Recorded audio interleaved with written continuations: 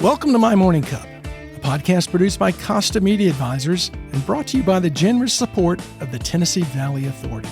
To learn more about TVA's impact on our community, follow TVA on Instagram at TVA and on Twitter X at TVA News. My Morning Cup, where we have interesting conversations with genuine people. I'm Mike Costa, your host.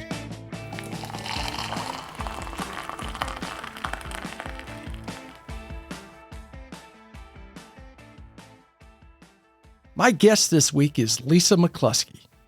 Lisa's career has taken her from working in police departments to city administrations and into healthcare. Now retired, Lisa found a new chapter hosting the Silver Divorce podcast, which is dedicated to helping seniors deal with the trauma of late life divorce. Lisa, welcome to My Morning Cup. Before we delve into what it's like to share a private dinner with Betty White, let me ask, what's in your morning cup? Oh, good morning, Mike. I am morning. so happy to be here. Thank you for having me. Well, it's such a pleasure to see. It's been a while. It has been.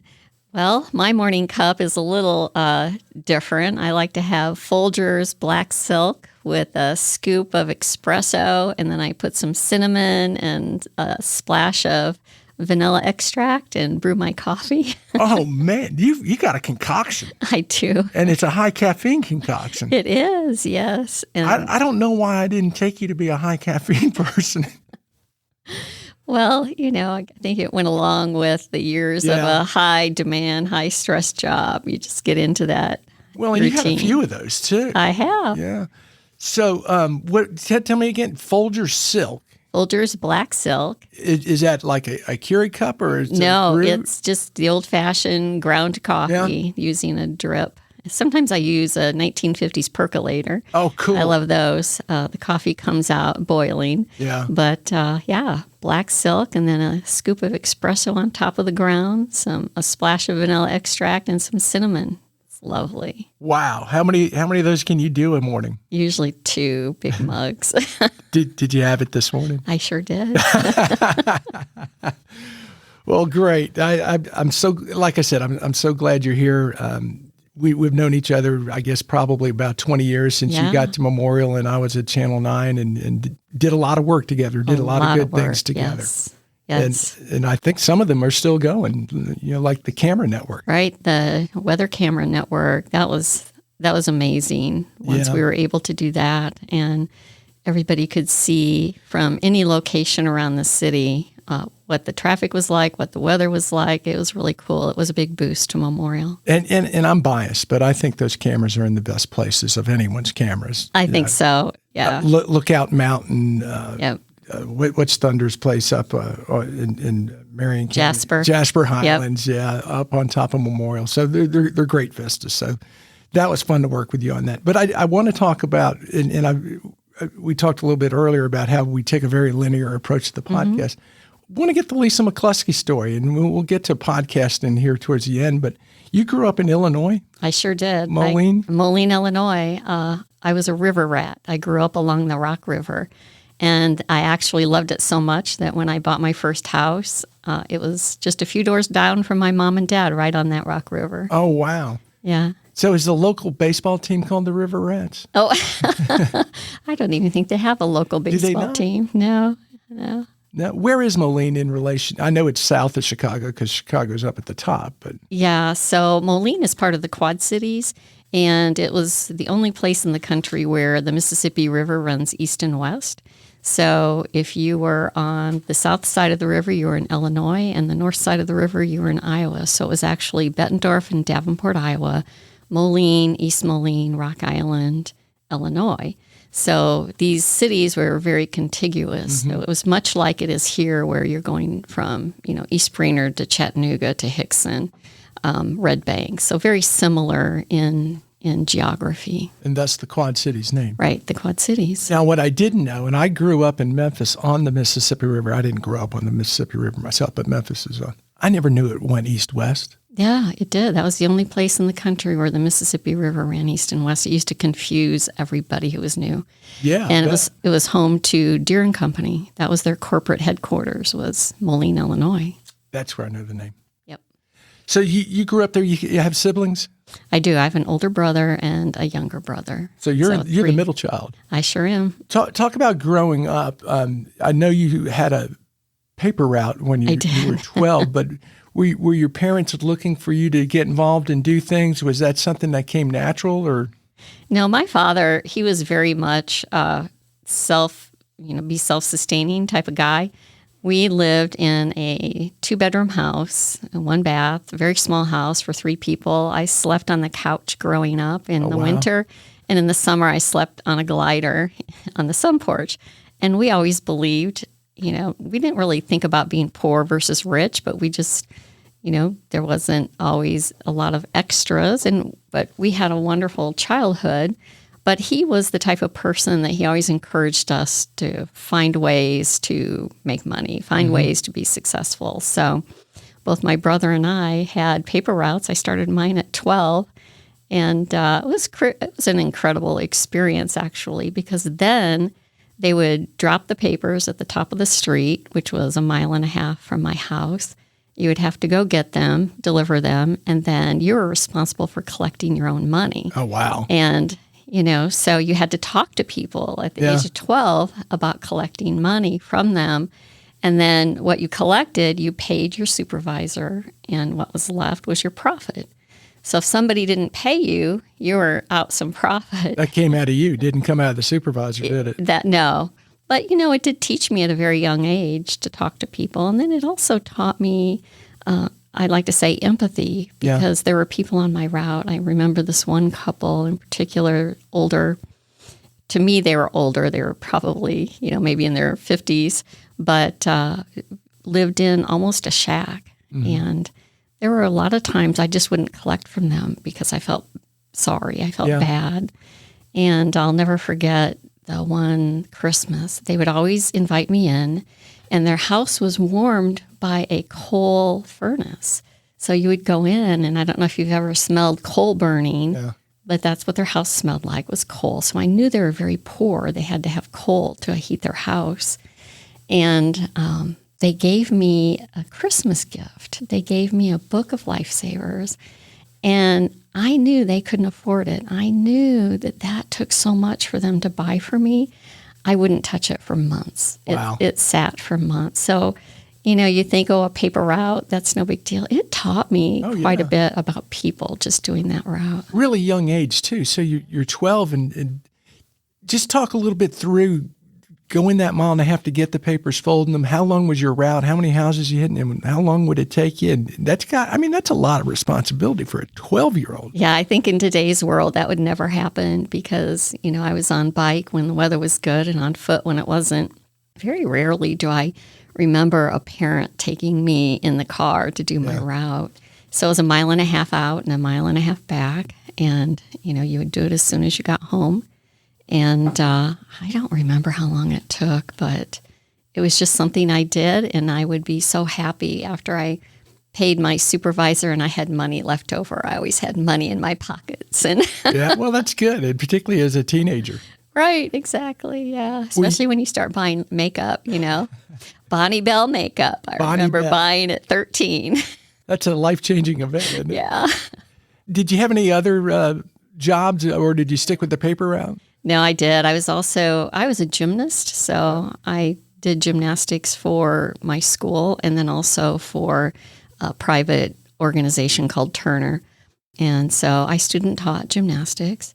I took dance lessons, and then I was a student teacher for dance as well and earned some money doing those things. So how old are you when you're student teaching dance? Oh, gosh, probably 13, 14. Yeah. I find that incredible. Yeah.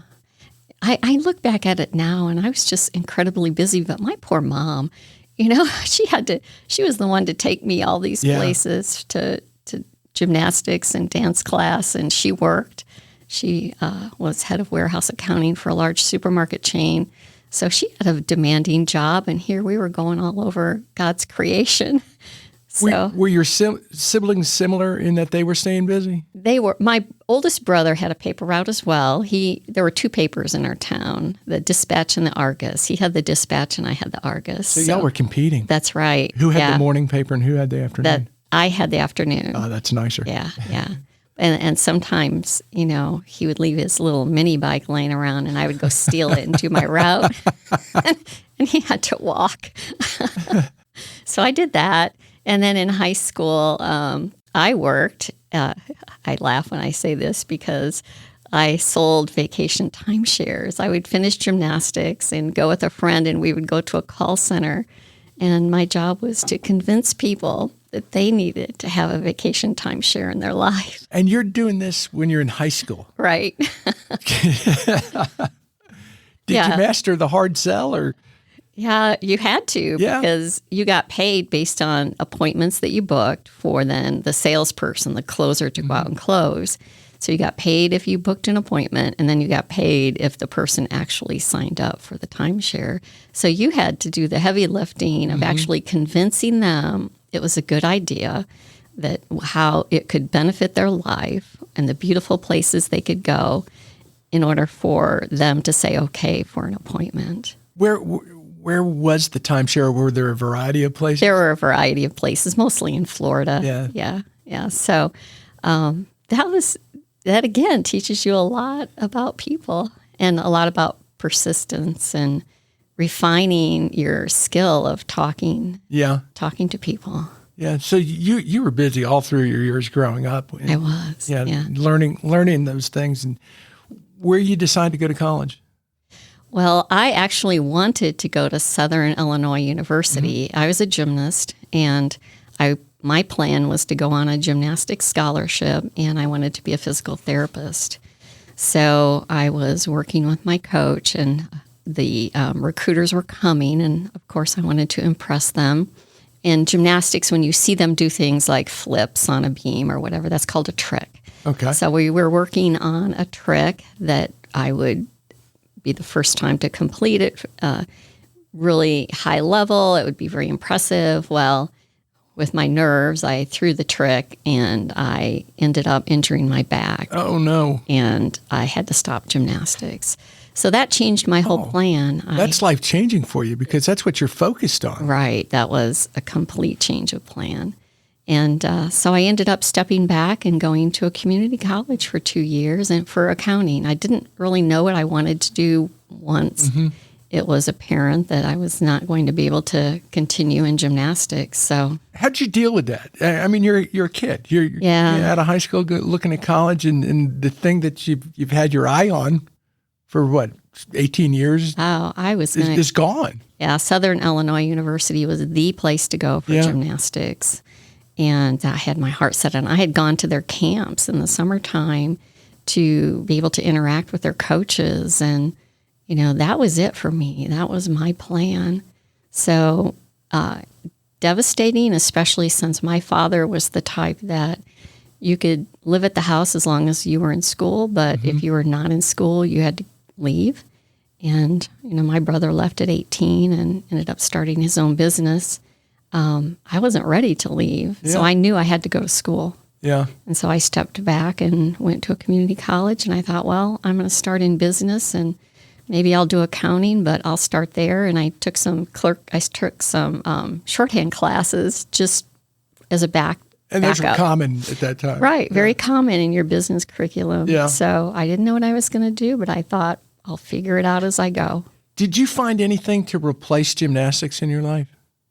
Well, later I did. Later I did a lot of running, and good. I actually completed the Chicago Marathon, the Iowa City Half Marathon, did a lot of 10-mile races, 7-mile races. That's tremendous. Yeah, I had a lot of fun doing that. So you get into college and you're in business and take us from there. Sure. In college, I was working retail at a department store. It was much like Dillard's is today. It was called Yonkers. It's no longer in business. Is it an Illinois-based type Yes, store? yeah. And I started working just as a clerk and ended up getting promoted to be the youngest department manager they ever named, won a national award for sales. And retail's really hard. Yeah. And I did that through my 2 years at the community college. Well, the newspaper had to help you out a little bit with retail in terms of dealing with people, I'd imagine. Talking to people, in my department, you had a lot of, just variety of personalities coming in, everything from the stay-at-home mom who is in there browsing to the man who's coming to pick out a special outfit for his lady. So you really had to learn about people quickly, what their likes were, so you could make recommendations. The only way to sell is to know your customer and recommend something that they might like. You couldn't leave them just to wander around the department and hope that they buy something. So that was really the impetus to being able to achieve high sales, was that customer service, that personal touch, knowing, assessing them when they come in. How are they dressed? What do you think they're going to like? And then start making recommendations. Well, and that's what I was going to ask you about, is what were some of the things you were able to garner through observation that told you, oh, I'm going to recommend this? Were there traits that customers had coming in that you could spot right away? You could. I mean, you can look at what they're already wearing. What brands are they carrying? Are they casually dressed? Do they have a child with them? Talking to them, finding out what their life is like. Are they working? Are they just off work?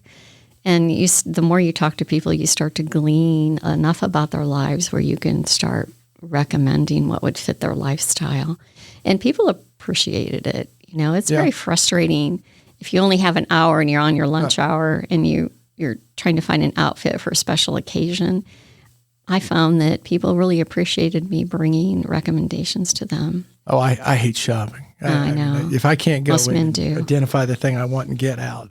I loved it when a man would come in and he would want an outfit for his lady for some special occasion. And they would always describe their physique. And I would pick out a gorgeous outfit for them. They would buy the entire thing. And then a few days later, the woman would come in and he would describe her as like a size 2 and she was maybe a size 10. And she couldn't be mad because, Oh, he didn't buy it too big. He bought it too small. He bought it too small. And I said, well, he described you as, this way. And she would be so flattered that that's how he thought about her. That's a smart guy. Yeah, very smart guy. But I always had a lot of fun when the guys came in to pick out things. Whenever I've gone into stores to pick out something for my wife, I finally learned this routine. I go to the middle of the store and I start just turning in circles until someone comes up and says, can I help you? And I say, oh, please, God, help me. I just go right to the clerk and I'm like, here's where I'm going. Here's the type of thing I need. And they love it, because otherwise in retail, you're standing on your feet for the whole 8 hours. You don't sit down. And so if you're not helping somebody, you're just sorting through the hangers and straightening up clothes, and that's incredibly boring, but it's so much fun to interact with people. Yeah. You have someone new coming in all the time, a different personality. You're right. And then you develop a following. If you're really good at it, you develop a following, and they'll come look for you every time they need something. So you're the youngest department manager in the store's history. You're doing well. How do you end up at the police department? Right. Well, there's a man involved, I think. No, retail, as I mentioned, is hard because you're on your feet for 8 hours a day. And it is something that I knew I needed to make some more money. At that point, I was looking to buy my own home. I was single. I wanted to buy a house. I wanted a little more stability with a good pension plan. I wanted to have some health insurance. And so there was an off-duty police officer who worked as security, and I became friends with him.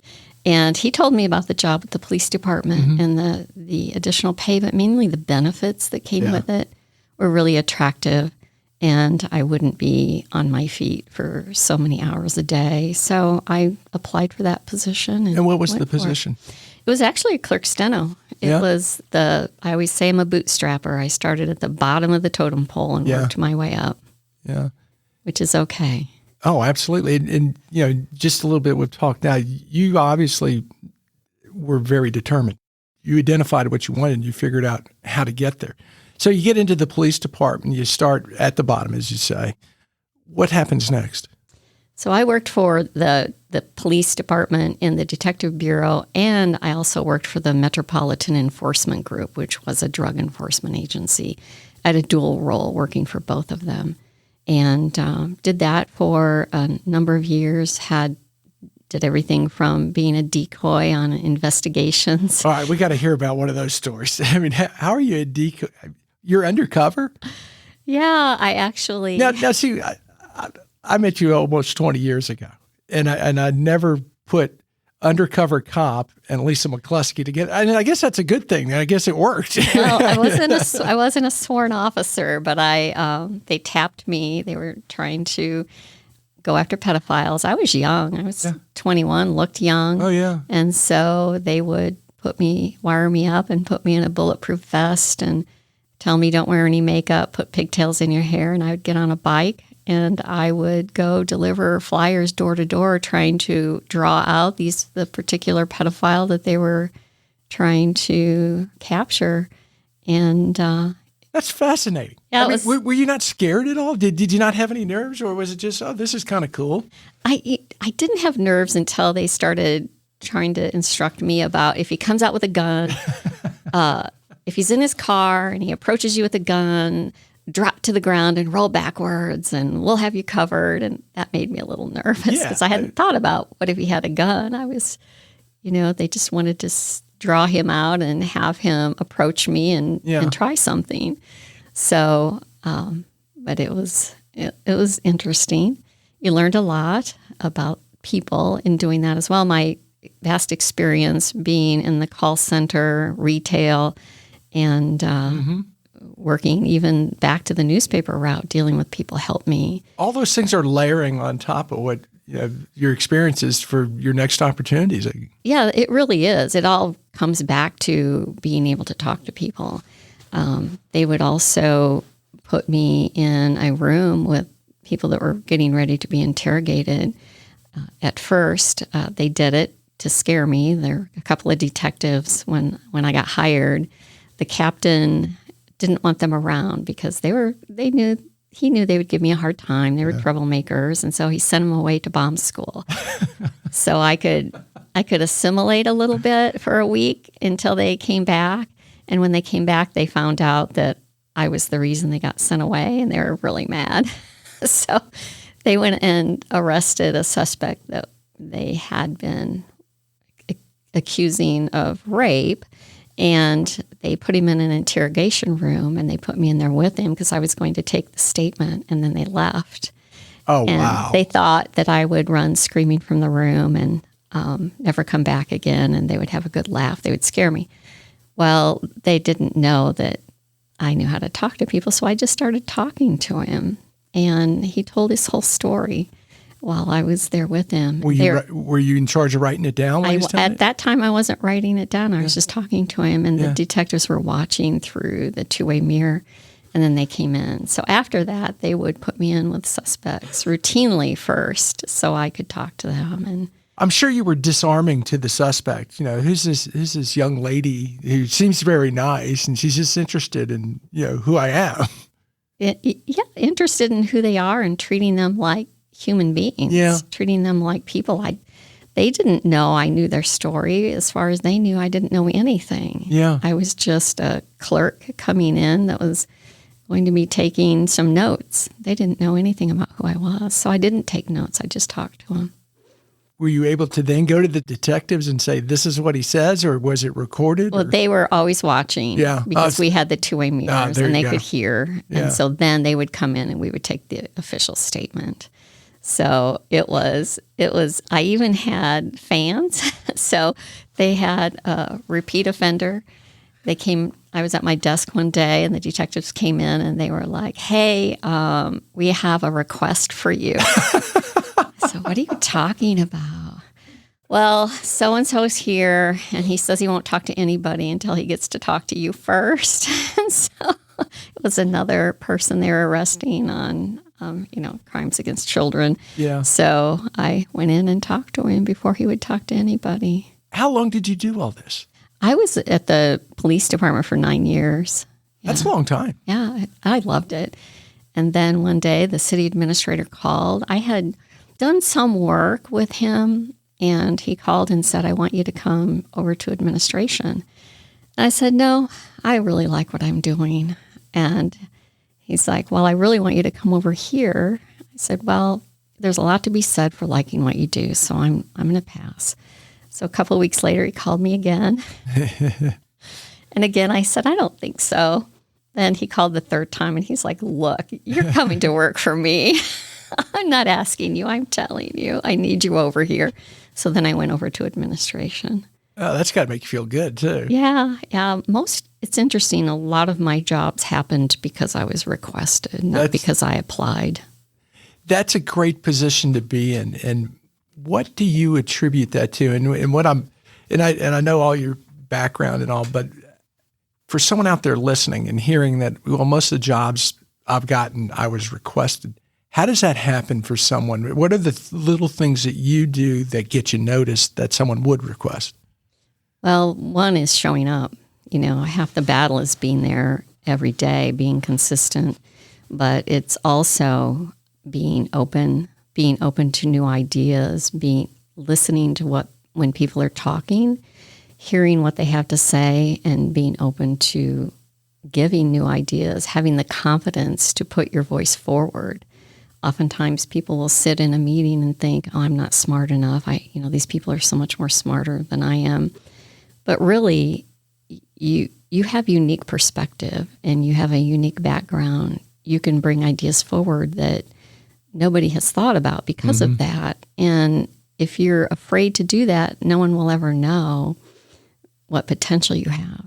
So, and it isn't doing it in a way that's egotistical, but it's doing it in an approach that opens people to hearing what you have to say. What gave you the confidence to do that? I think it's just it was a combination of all of the things that I had done in my life. When you're, for example, student teaching, you have to have confidence to teach others to do the right thing, to follow your lead. Being able to talk to people even at the age of 12 about paying you money. Yeah. I think it was just being encouraged by a father who wanted you to go out and make your way in the world. I wasn't told that I couldn't do that. You know what I find interesting about your particularly your early jobs, you talk to a lot of people and they would list something like that on a resume as just, well, here's what I did at this age and but you translate that into what it taught you and the skills it gave you, empathy, being able to talk to people. And I think that's what a lot of people miss when they look back on their experience is how to make it relatable to the job they want. You're absolutely right. People tend to think of it in a very didactic way. They think, oh, I did this, but what did you learn from doing that? Yeah. And if you can take everything that you learned and think about all of the people that mentored you along the way, it's very powerful as you go to step up and as you can learn to be relatable to other people. Most people just want to be heard, and that goes back to what you said about empathy. One of the key characteristics of a good leader is being able to be empathetic, being able to give grace to others, being able to forgive, not making everything about you, but making everything about that other person. I always believed in the Zig Ziglar approach. You can get everything that you want if you help enough other people get what they want. Yep. That was my motto going forward in my career. So I always felt like I was there to help my boss get what they needed to get. And I couldn't agree with you more. And I'm so glad you bring that up because so much of business today has just become people stomping on each other to get what they want. Right. And they're ruining relationships. You end up not a good place to work, and it's just not fulfilling. You have to lift other people up so they want to help you when you need it. And because you'll eventually need it. Everyone does. You will. You can't stomp on other people on the way up because it does come back to haunt you. Because I always say, you never know when that little girl that came in as a clerk steno who one day is going to be a vice president somewhere. You never know when that person could control your job. Yeah. So, be nice. Absolutely. I think that's a great message. So how long are you in city administration? I actually was in the city of Moline for almost 25 years. So when I was in administration, I was assistant to both the the city administrator and the mayor. Survived many Republican and Democratic leadership changes, many, many different city administrators. How difficult is that to walk that tightrope between the partisan political sides? Because one of your bosses is obviously political, getting elected mayor. How difficult is that for you? Not necessarily you to do, but for a person to do. Well, the number one rule I always followed was don't show your politics. Mm-hmm. Nobody ever knew if I was a Democrat or a Republican. So you have to be Switzerland as far as your political view is there. You are there to do a job that fosters growth in the city. You're there to do a job for example, I was also deputy liquor commissioner, assistant fire and police commissioner. I was a director of a music festival. You had some great titles. I know. I did whatever job, I was needed to do for the benefit of the city. Yeah. So not necessarily for the benefit of the current administration. What was your favorite thing to do when you were on the city administration side? I think my favorite thing on that side was, I will say I had a favorite mayor. And when he came in, he was a Harvard graduate. And he said, Lisa, I'm going to be a one-term mayor because there are things that need to happen to move this city forward. And it's going to ruffle a lot of feathers. A lot of people aren't going to be happy, but we are going to do it. And it was interesting because he always said we. He never said I. Yeah. He always said we. So that was my favorite time. He actually built a 22,000-seat arena. And that's huge in a place like Moline. It was because his vision was we were the perfect stopping point between Chicago and St. Louis. Yeah. So an act could do a gig in Chicago on Friday, come through Moline, stop on Tuesday or Wednesday, fill the arena, and then they would be in St. Louis for their next show. We were perfect for that. Yeah. And he had the vision to see that. And we had phenomenal acts, Elton John, Neil Diamond, you name the top acts, they all came through our city because of that. And he had vision. And it also revitalized our riverfront as well. So I will say my favorite time was being with a leader who had vision and brought everybody along with him, and you could be part of seeing that vision come into play. And you mentioned between the police department and the administration, you were there 25 years. Right. So why not move to Florida and get into healthcare? Well, healthcare actually started in Iowa. Oh, did it? Yeah, it did. So there were a couple of things that happened. I had been there 25 years, so I was at the top of my pay scale. Yeah. And I wasn't going to make any more money. I had gotten to the point where your annual increases were just in lump sum. You no longer received cost of living increases. It was just a lump sum. You were maxed out. I think I was the second highest paid woman in the city. And so I knew, I had 3 kids. I still had a long time left to work. And the only way to move up is to move out. Well, and that's an important lesson too. At some point, if you're not advancing the way you think you should or can, sometimes you got to leave. You have to leave. And, sometimes too, leaving means taking a step back. Yeah. So when I left, I had a friend tell me about a position with Genesis Health System as an account executive for the cancer service line. And it was a step back in pay, a few $1,000s a year. And they actually reported my pay in the city, the newspaper, did a front page story on my leaving, and which caused some problems with the new team because they all thought I was going to get paid a lot more than what I already was. So, but it was a step back.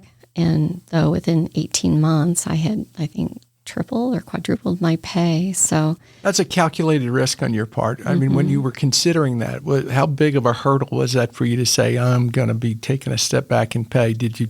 You obviously saw more of the vision of what the future was. I saw a vision that healthcare was growing, that health system in particular was growing. I believed in myself. I believed in my capabilities, that, I was certainly capable of doing the job. And there were much more advancement opportunities in healthcare than there were city government, because I was also at a point in city government, I had thought I was going down the city administrator path. And I went through and received my local government manager certification, so I could be a city manager. But I'd have to move, I would have to leave my community in order to do that. And I wasn't really quite ready to do that with young children. Yeah. And so, but ironically, I ended up doing that later. So you leave city administration, you get into healthcare. How long are you doing healthcare in Moline before you look at opportunities outside of it?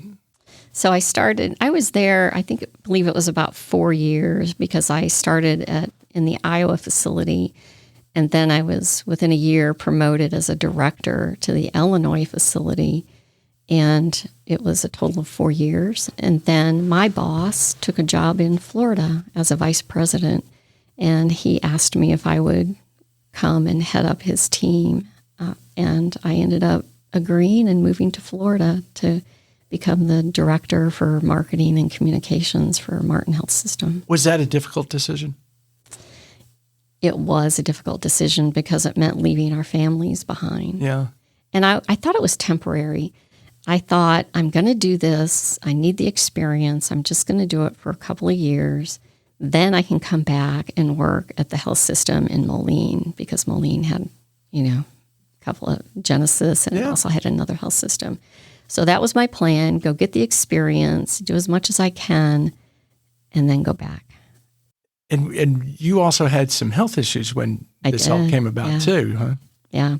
So I had, of course, before I was leaving for a new position, I wanted to get all of the traditional health exams out of the way, the annual exam, the mammogram. Went and had a mammogram and needed to have a biopsy. So the day that the moving van was there packing up all of our things to head to Florida, I was at my surgeon's office, and he was telling me that I had a positive biopsy and I had an advanced form of breast cancer. This is all the same day you're packing up. Yeah. The moving van was at our house, and I was scheduled my start date was scheduled and everything. How in the world do you deal with that? I mean, moving's a pretty stressful time. Yeah. And then to have this thrown on top of it, your head's got to be spinning.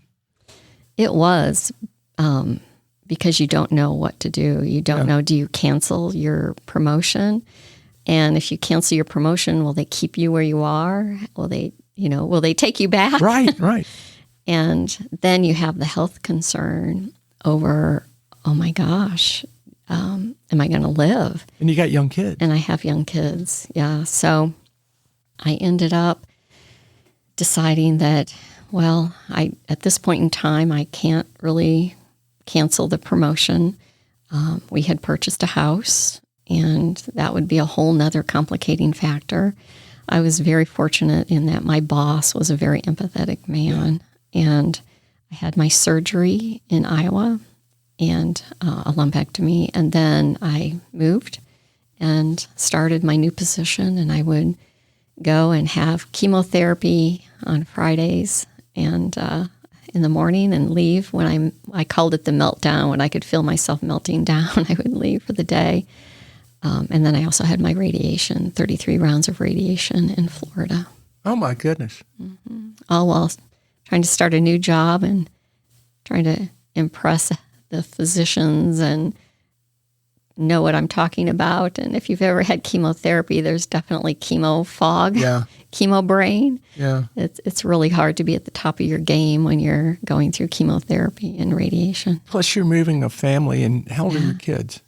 oh gosh, my youngest at that time was in elementary school. Yeah, so you got to be mom and get them settled in school and do all those things too. And not scare them. And not scare them. We didn't really want them to know that I had cancer.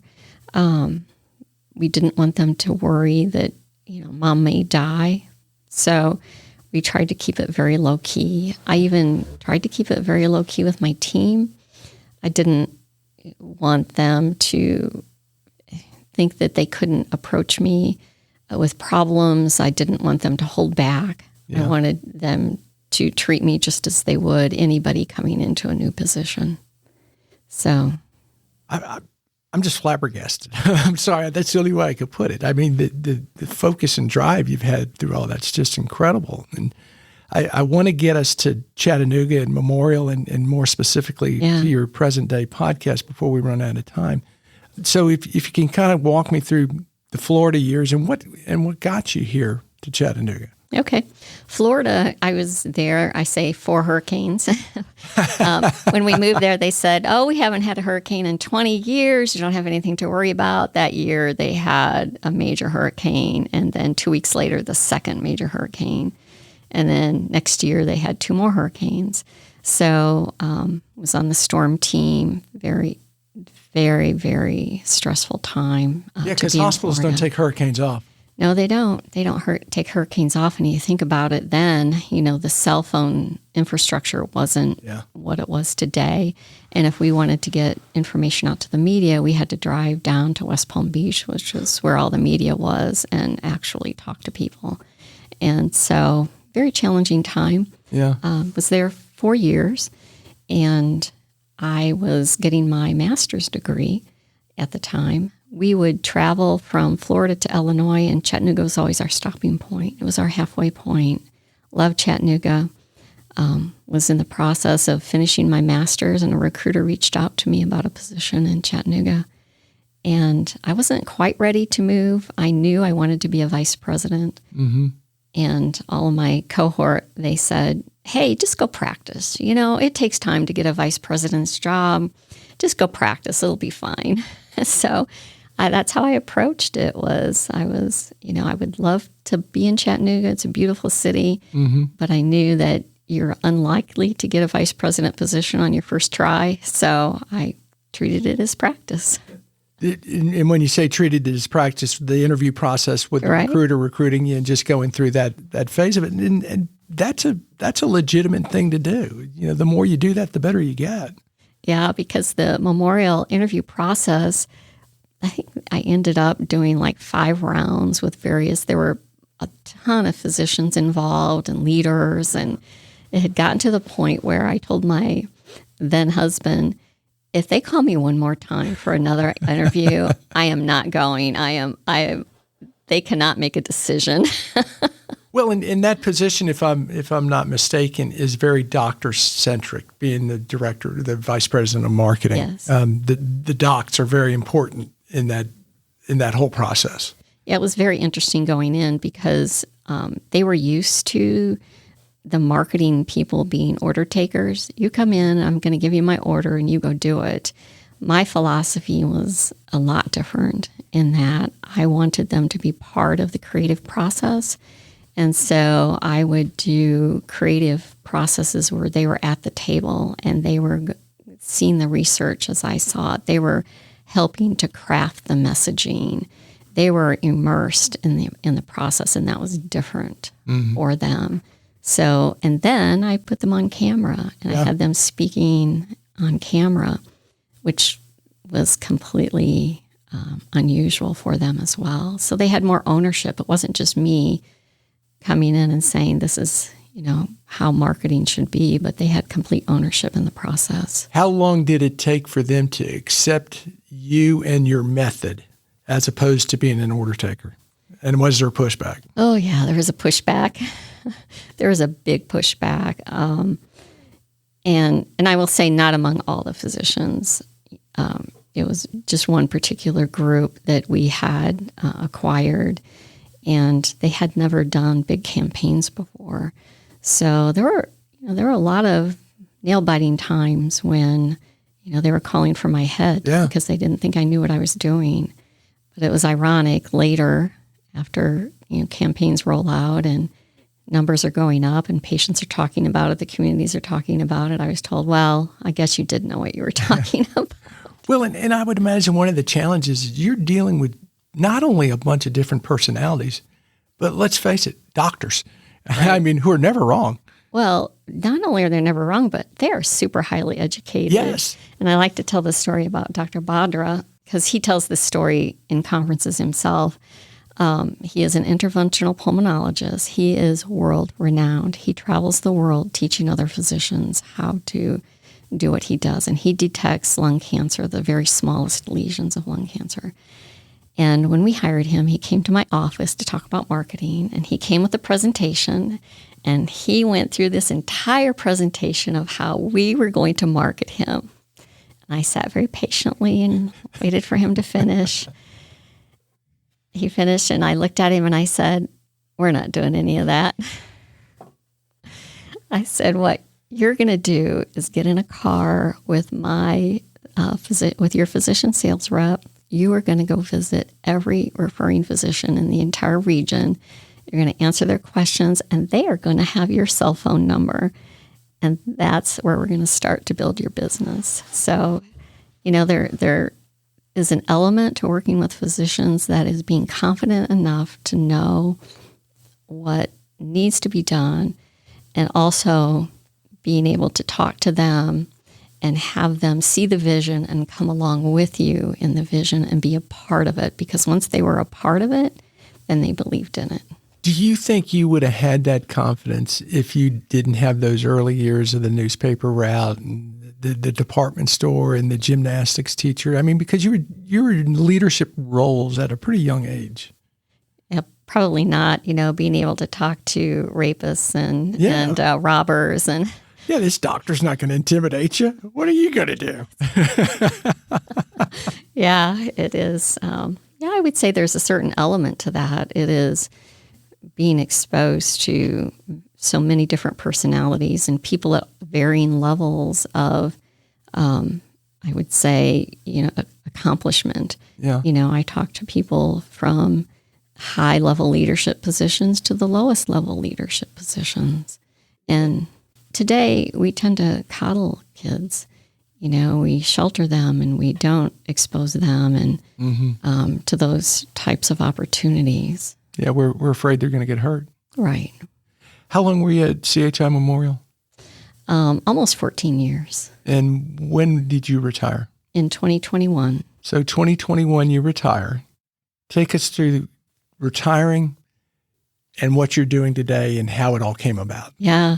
So retired in 2021. Thought I was going off into the promised golden land of retirement. Well, you've worked hard and you've saved your money and you've done well. It was over 45 years, close to 47 years I had worked, if you think about all those years. And I started refinishing furniture as a hobby before I retired. And then my plan was I was going to start selling my work. And I was blindsided 17 months after retirement with divorce. My husband decided that he did not want to be a married man anymore. And I will say, we were going through our retirement struggles. It's a big struggle when you go from having some independence to being in the house together 24/7. Yeah. It's a big struggle for somebody who is used to being in a leadership role. I went through an identity crisis. I wasn't anybody's boss. I had nobody to mentor. I had nothing to create. I wasn't envisioning anything. And so I had that whole crisis going on. And then you add to it, you're suddenly in the house together. You are having differing opinions on how to spend your money, right? So, I was the one that I did all of our finances, our investing, and read everything I could. I believed your first 2 years you had to be very conservative, that you didn't want to outlive your money, and you had to learn to live on a budget, while your spouse may be thinking, hey, we worked for this all these years. It's time to enjoy it. Yeah. So you have those clashes, and you think, well, we've been married a long time. Marriages ebb and flow. We've been through this before. You think you'll get through it. You think you'll get over it. And then suddenly somebody files for a divorce. And that completely blindsided. Completely blindsided me. We never talked about it. Wow. Never said the word divorce, never discussed it. Yeah. And how do you deal with that? I mean, obviously, number one, shock. Where do you go from there? Very shocked, embarrassed. I had no idea that gray divorce, and that's divorce with people over the age of 50, now accounts for 1 in 3 divorces today.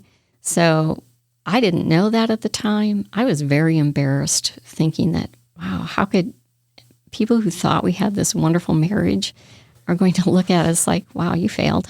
And was that failure personal? I mean, you're like, because you mentioned not having someone to mentor, not have all these things you were doing as a leader, and here's this other aspect of your life that all of a sudden just fell apart. So did you feel like that failure was reflective of you? Yes. Oh, yes.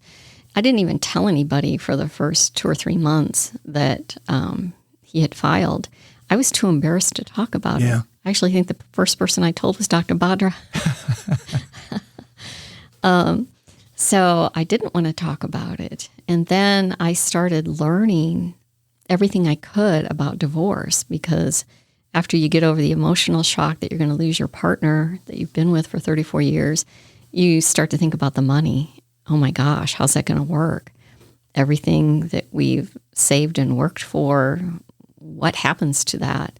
So I started reading everything I could, listening to everything. But then I realized that you have to be your own advocate in divorce, because in Tennessee, it's a mandatory mediation state for high conflict, for contested divorces. And attorneys are doing 8 to 10 mediations a week. They don't have time to focus on your case. So if you're not putting your numbers together, you're not putting your ideal scenario together, nobody's going to do it for you. So you channeled that hurt and that embarrassment and everything else into learning as much as you could. And then how did you come up with the Silver Divorce podcast? I'm sorry, yeah. Well, I realized that there's a huge knowledge gap. Yeah. Most people don't know what to do when they're hit with the divorce bomb. And oftentimes in cases where maybe one person had a business or a woman was a stay-at-home mom, the one spouse will say, well, I'm going to pay you this and I'm going to take that. And they go along with it because they think if they weren't earning the money, they don't have the power. And that is so not true. Marital assets are marital assets, no matter who brought the money in. And I realized, God, there's this huge knowledge gap. People just don't know. There's so many heart-wrenching stories. You know, the 2 things that bring out the most greed are death and divorce. And divorce is like both. Yeah. You know, it really is, only you still have to deal with that person for a period of time. So I realized one of the other things I always believed was I've been given gifts, and, you know, I'm compelled to share those gifts. God calls me to share those gifts, and I have the gift of communication. Yeah. So when I looked at podcasting, Memorial, actually, when I was there, we started podcasting very early. It was way too early. I didn't know that. Yeah, we did. Memorial had its own podcast. So I knew a little bit about it, and I had been watching it, participating. I thought, I can reach a lot of people with podcasting. So I started the Silver Divorce podcast. And I have to say I was very fortunate. I was in talking with Clint Powell, who everybody knows is the podcast godfather in Chattanooga. He's the guru. He is. He showed me the way. Yeah, I was picking his brain, and Sean Whitfield came in and said, what are you doing? And he contacted me later. He believed so much in the concept that he offered me some studio time in his studio to let me get my feet on the ground and get the podcast going. And when did you start it? March of 2024. So you're coming up on a year. Coming up on a year. Yeah. How often do you publish an episode? Well, I started just twice a month. Well, now I'm publishing about every 10 days. So I'm inching toward weekly. So I'm about ready to go weekly. What do you like about it? The people. I love the guests. It's amazing to me how freely people share their expertise. Mm-hmm.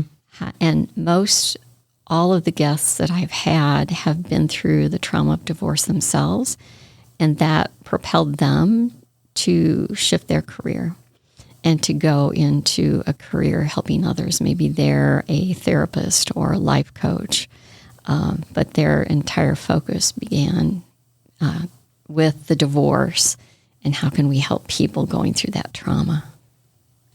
And this sounds strange, but I'm sure there's a lot of people out there, whether you know them now or not, that are going through this. Probably more people than we imagine. Yeah, there is what's called the silent divorce. And it's interesting because women file for divorce first in 79% of the cases. They plan for 2 years before they actually file for divorce. On average, it's 2 years. They're thinking about it. They're planning it. So the silent divorce is very common in long-term marriages where people live as roommates. Yeah. You know, they stop doing activities together. You know, she has her girls groups and he goes out hunting with the guys or whatever, but they don't do much together. They lose their emotional connection, and then quickly their physical intimacy goes by the wayside. Mm-hmm. And so they kind of drift along in this state of almost roommates for a long period of time before somebody says, I can't do this anymore, and files for divorce. What would be your recommendation to someone who might be listening to this and going through that right now? You know, divorce, if there isn't abuse involved, emotional abuse or physical abuse, divorce is life-changing for the entire family. And if it is possible to try to recapture your relationship first before you take that step, because it can be financially devastating as well. It impacts your whole circle around you. Your adult children, they experience loss and grief just like you do. So if it isn't a case where there's emotional or physical abuse, step back first and give an opportunity to build the marriage, see a therapist, try to access some resources, talk to each other. Oftentimes we simply stop talking to each other as we did. Try to remember those days, what attracted you to each other to begin with. And then, you know, if you simply need to move on, if you are not happy, then move on and try to be as amicable as you can, because I always say, who do you want to send kids to college? Do you want to send your attorney's kids to college, or do you want to send your own kids to college? That's a great way to put Divorce is expensive. Yeah, that's a great way to put it. How can someone find your podcast? It's the Silver Divorce Podcast. It's on Apple, Spotify, YouTube, Pandora, Amazon Music.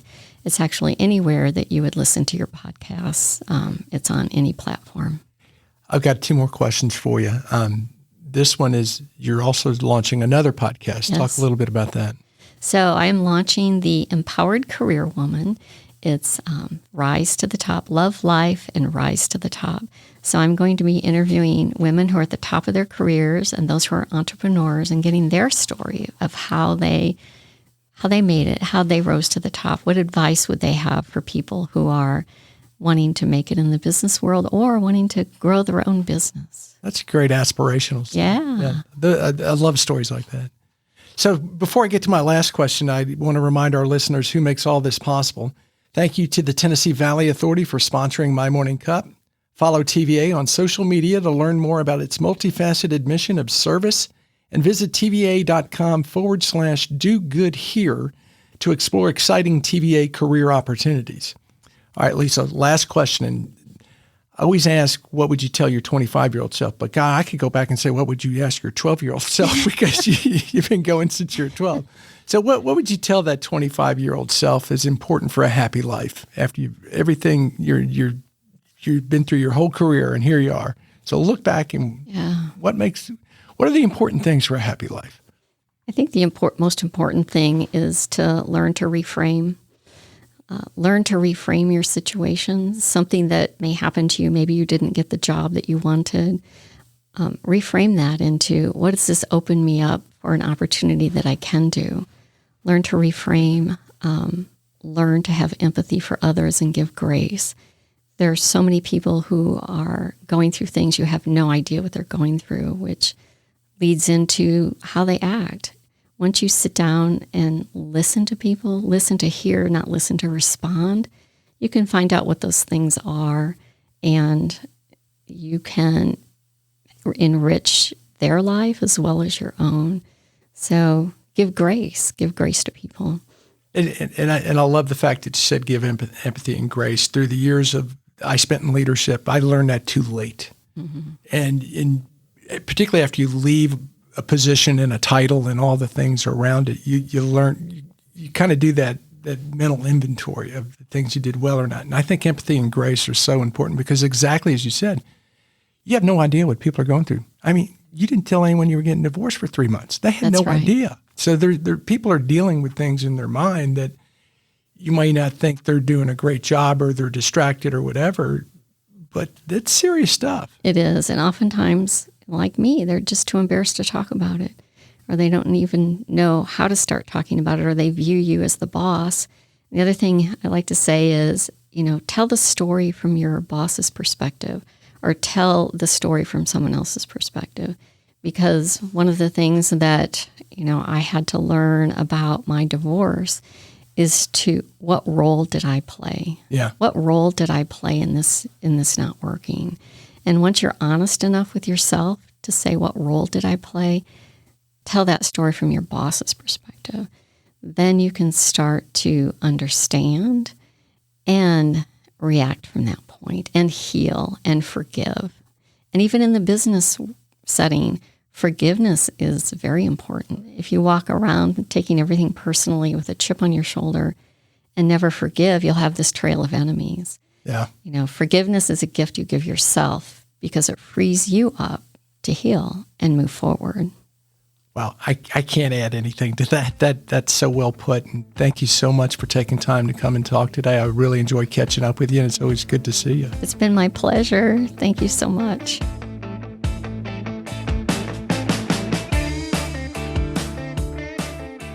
Thanks for listening to My Morning Cup, a podcast by Costa Media Advisors. If you liked this episode, please share it with a friend. I release a new episode each week, so be sure to subscribe on Spotify, Apple, Google, or wherever you listen to podcasts.